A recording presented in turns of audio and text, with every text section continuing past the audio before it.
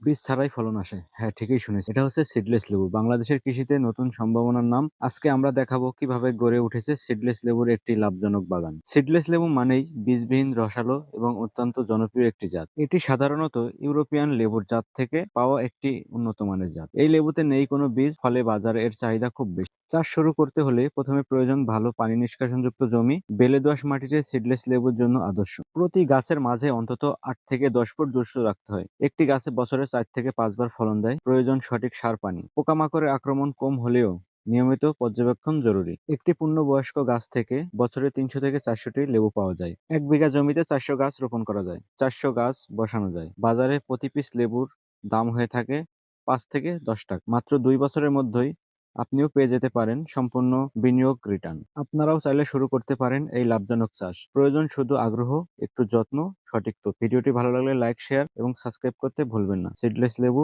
সফলতা ছড়িয়ে পড়ুক প্রতিটি ঘরে। সবাই ভালো থাকবেন, সুস্থ থাকবেন। আমার জন্য দোয়া করবেন। আসসালামু আলাইকুম।